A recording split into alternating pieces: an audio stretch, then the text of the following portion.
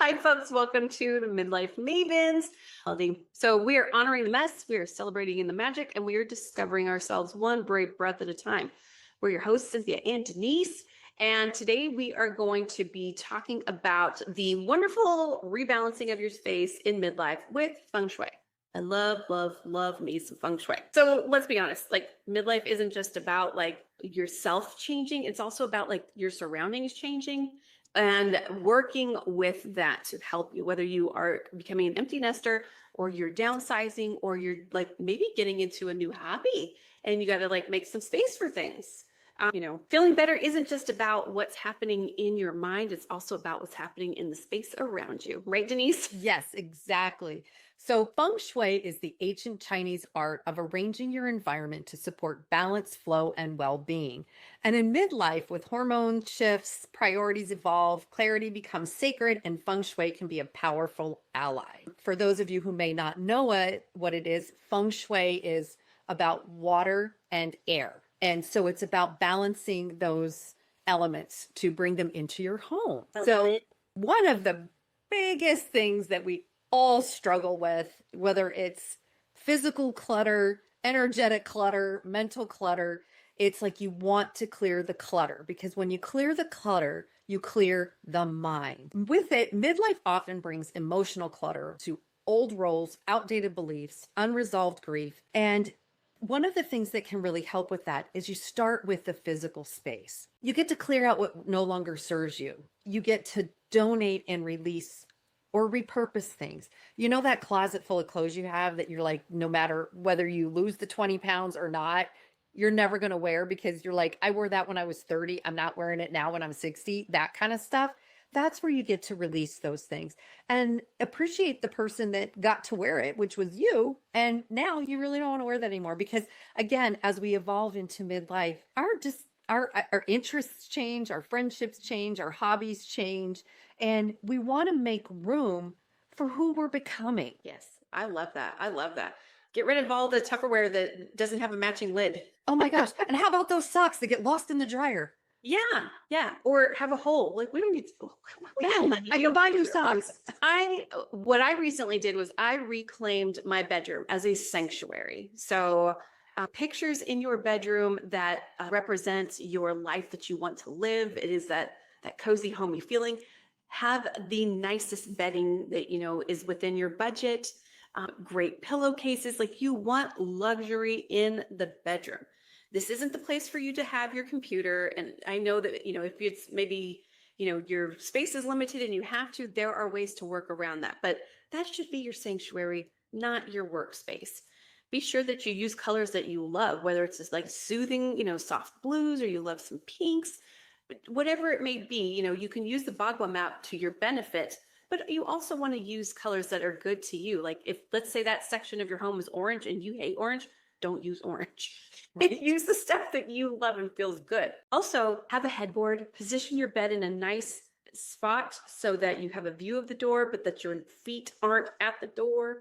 I know it sounds kind of silly, but like if your feet are at the door, then that's like that energy of like, I'm walking out. You don't want that in your bedroom. No, you don't. How about you, Denise? What other good tips do you have for? So the other thing that I would like to share about like your bedroom is like if you are whether you're in a relationship or if you're single and you're wanting somebody as a relationship, you need to make space for that person. So you want the relationship to be equal and balanced. You don't want somebody to be more powerful than the other in a relationship. So you don't have to have traditional nightstands, but you have to have nightstands on either side of the bed that are balanced, that are representative of you as a couple or who you would like as a couple.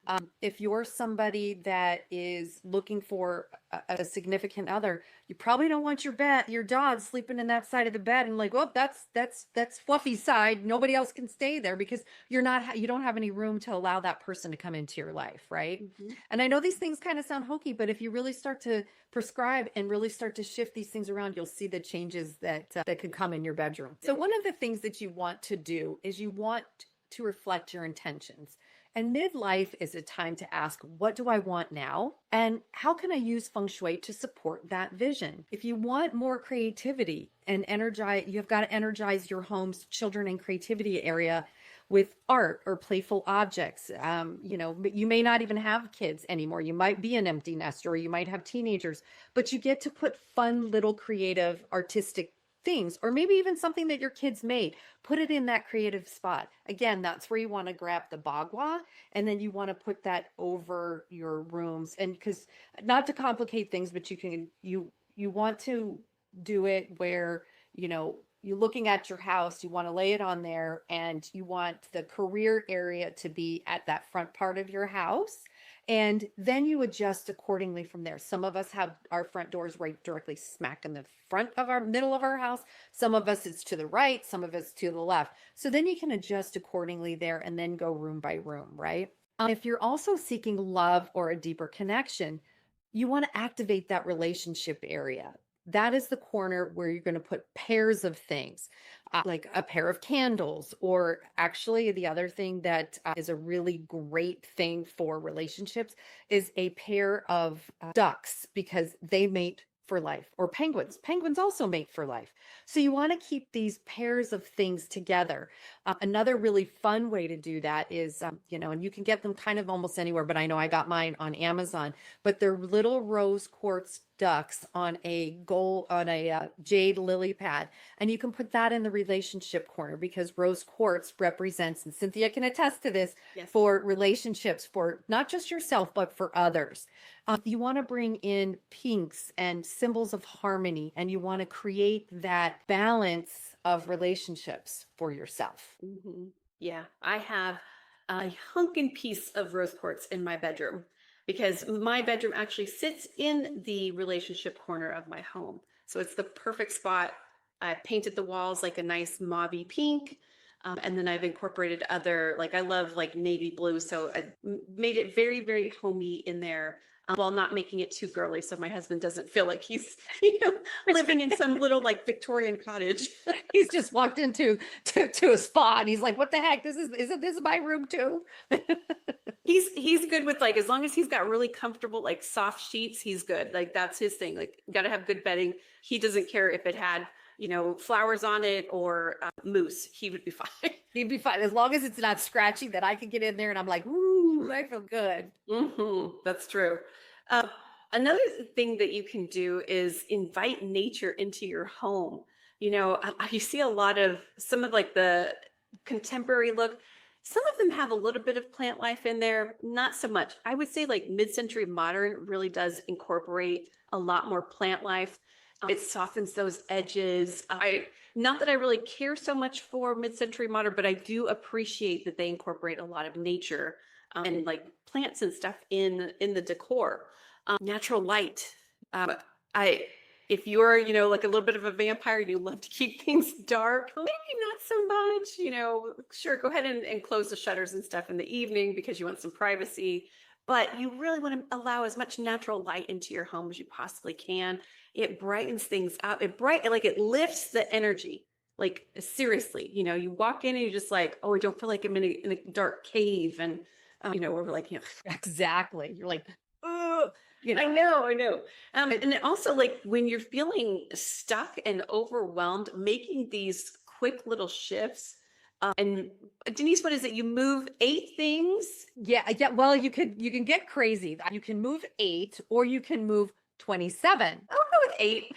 Yeah, eight's a lot easier. But when you start to shift those 8 items, you just move, and you don't have to get rid of these things. You can just repurpose them into a different location and that kind of stuff. And that shifts the energy around, because as that's, why we want to start doing some of these things, because we want to keep the energy fresh and new and coming in, so that it can bring more opportunities and more prosperity and abundance, harmony to your environment. Because when we leave things the same all the time, it becomes stagnant, and even the energy, the chi, it doesn't do anything. It starts becoming slow, and Like your cat in menopause. yes, exactly like that. Right. And so we want that energy to continue to move around, and it likes to move around. So when we give it a job, which is move around a new object, it's like, oh, this is entertaining, and so then it shifts that. And like you said, you can feel the vibration of the space just raise. Yeah. I oftentimes will just, I will move at least 8 things, but uh, just move some of my decor, like plants around, give a little, I don't know, like change a lamp or two around. I recently reorganized my office, and I was telling Denise I was worried because I had my desk in the fame portion of my office, and then I was moving it so that I had better lighting. But it turned out actually to benefit me because I moved it into the spirituality and the and knowledge section of my office, and I was like, win-win. Totally. Yes, and I love it. Like now my view is outside to the windows. I see the horses next door. Like it's just a much better feeling. And I thought I loved it the way it was before, but no, I really love it. Oh my gosh, I love hearing that.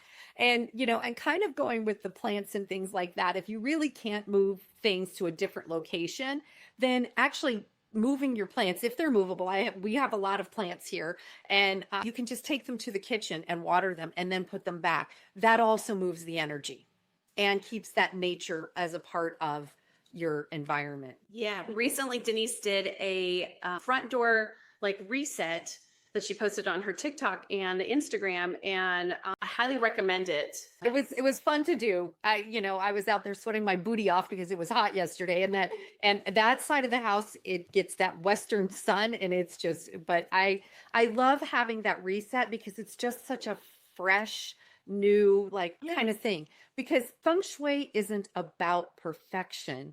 It's about presence. It's about intention.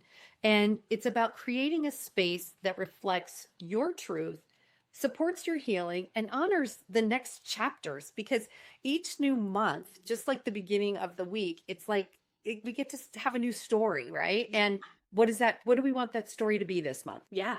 Yeah. I love that. It's too hot here for fall. So like you put out your fall stuff, but for us, it's just a little too hot to be putting pumpkins out yet.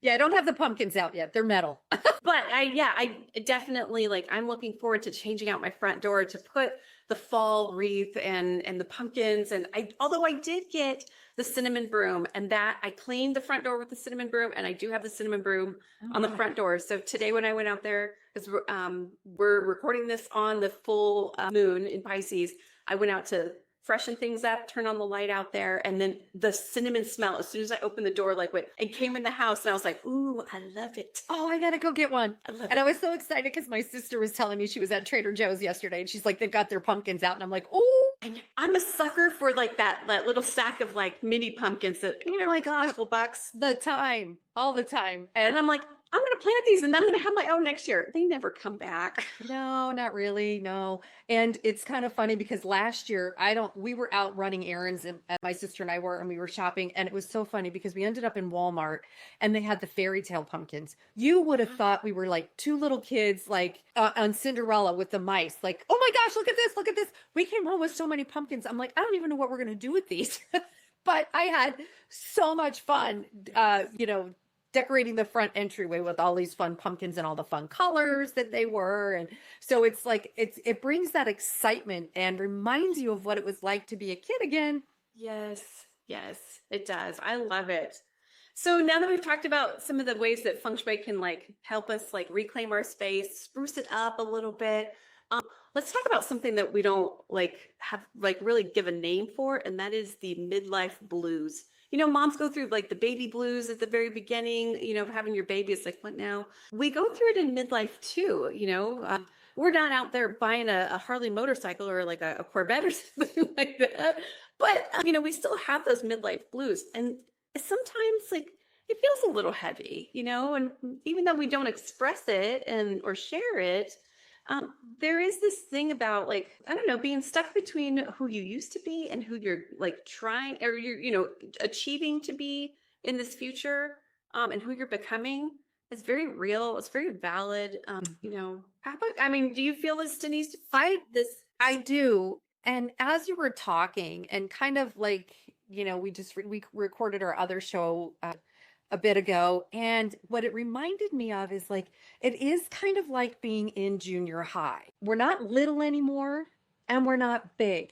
And what I mean by that is like, we're not in our 30s and 40s anymore, but we're also not 70 or 80. And not, I'm not saying there's anything wrong with being 70 or 80, but you're kind of in that middle ground again. And you're like trying to find your bearings and where you fit and how do you belong and all of that kind of stuff. And here's the thing, that's one of the beautiful parts of feng shui is it's not just about furniture placement. It is truly about energy, intention. It's about healing your space, which also overflows into helping you heal. And yes, it can be a powerful tool in lifting the emotional fog. And and like, how do we do that? Right? Because when we were just talking about how exciting it was to get the fairy tale pumpkins and put that out there and stuff like that, there's so many things that we used to do that we forgot or we don't do anymore because you're like, oh, well, the kids aren't here anymore. Nobody cares, blah, blah, blah. But if you care, you need to do it for you, right? Yes. So, yeah. So, one of the ways you can start with that is, opening your windows and let the fresh air in. I know, Cynthia, it's hot where you are. It's hot here in Arizona. So, sometimes opening the window sounds like the worst thing ever. And yet, we still need to do that. We need to get that fresh air in because for so much of the year, we're in that recirculated air. Most of us work in an environment, if you're in an office or, any kind of building, you're in that recycled air all the time. And so you want to get that fresh air in to bring that nature back inside. I realize not everybody has the ability to have, live plants in their house. So you want to bring that nature in as much as you can so that you can have that growth in your home. Mhm. You also want to use mirrors to reflect light and expand your space. Now, you don't want two mirrors facing each other because then it's going to, the energy is going to bounce off each other and it's going to feel very chaotic. But you also want to very intentionally place the mirror because you want it to reflect what you want more of. So if you don't want your mirror across from your oven or your stove because then that's going to amplify the flames, and which is great if it's your flame area, but you don't really want to do that because that can burn things up. And so you want to be intentional about when you place things. And when we do things with a place from intention, we can't make a mistake because our intention is this. And so placing things with intention really is helpful. And then we get to clear out that dark energy, the stagnant energy, the things that sit in the corners like the dust falls from the animals in the house, right? Because it, gathers up. Because most of us, I don't know about you, but we only have one room that has carpet in it. Everything else is, Mhm. is flooring. And so, it gives you that opportunity to clean out those little spaces, right? Mhm. And it helps to clear it physically and emotionally because Yep. when your space is clear, your mind can be clear because we have enough of a struggle with the midlife blues, with the brain fog and all of that kind of stuff. So then if all of this settles in, feels heavy, then the light brings in the movement and shifts the energy. And so we're going to feel better. Yep, I know for sure. I clean off my desk, I clean off the counter. Not that I'm one for clutter, but I just simply do those like quick little acts. I'm just like, whoo, okay, what else? When you were talking earlier about like your creativity center, create a little like center of joy for yourself. Like maybe it has like your favorite, picture of, you at the beach, or doing something that you love. Just pick, there is an area that is your creativity center, and you can utilize that. But if you, maybe that's your bathroom. It's like you could put like a fun, artistic picture in there or something like that, or, dog in a bathtub or something for some creativity. But wherever you have that space or however you want to fill that space, fill it with the things that bring you like joy, put a smile on your face, that, I don't know, kind of get those creative juices going. You can use some playful colors, textures, something a scent that, kind of, puts a smile on your face. If you love the smell of like Christmas, and even though it's not Christmas, then go ahead and use your pine scented candle. It's something, yeah, it's something that makes you feel good. This is your space. It's supposed to be for you. And then in that creative space, make sure that it's someplace that you visit daily, that is a little bit of a touchstone for you. Don't put it like in some back corner that you're never going to like go to in your house, that you might, go in and I don't know, like, because it's the random closet of your house that you shove things into. Right? I've got one of those. Don't we all? So be sure that it's someplace where you can see it often. My creative space is actually located in my laundry room. And if you're like, how do you turn a creative space out of a laundry room? Okay, so the laundry room has the kitty cat's toilet area. It also has our wine fridges. So I was like, how do I use this space? It's a very large space, but to spark the creativity in there, this is really funny. I have these pictures, and they're individual pictures of my cats as royalty. Oh my gosh, that's perfect. And so How I fun. hung them over the cats' litter boxes. So it's like, I know The throne. it's silly, but it works. It works. And look how much joy it brings you, because I mean, laundry can be a mundane task. And I was telling somebody this the other day, and I'm like, it's kind of funny. The laundry's never done unless you're standing naked in front of the washing machine, right? So you might as well enjoy the laundry room. I've done it. It works for all of whatever, 10, 15 minutes while you're in the shower, and then you got to go grab something. Exactly. So the other thing that you want to do is kind of balancing the elements, right? And there are the elements of the water, earth, fire, metal. I'm drawing a blank. Wood. And so these are all going to come into your environment. So if you're feeling anxious, you want to add water, because water is an element of our emotions. So that's where you can add fountains or the color blue tones, or even black can be a color of water as well, representing shapes that represent water, which, or even pictures of waterfalls or things like that. Sometimes it doesn't fit in our decor. And this is the one thing that's really great with Feng Shui, is that, when you do something with intention, even if you don't want it to be seen, you can take a picture of a waterfall and put it behind something. So you still bring that calmness in there and still keep your space aesthetically pleasing, if that's what is important to you, right? If you're feeling stuck, you can bring in wood and vertical lines, plants, anything that represents growth and expansion. If you're feeling burnt out, you want to soften the fire out, soften fire, use candles. You want to use warm tones. You want to balance the earth with, grounding textures, maybe some ceramics, different things like that, because your emotional state can be mirrored and shifted by your surroundings. I mean, there's been times where we've all had, moments where we're running in and out. We just keep drop. And then we come back and we're like, oh my gosh.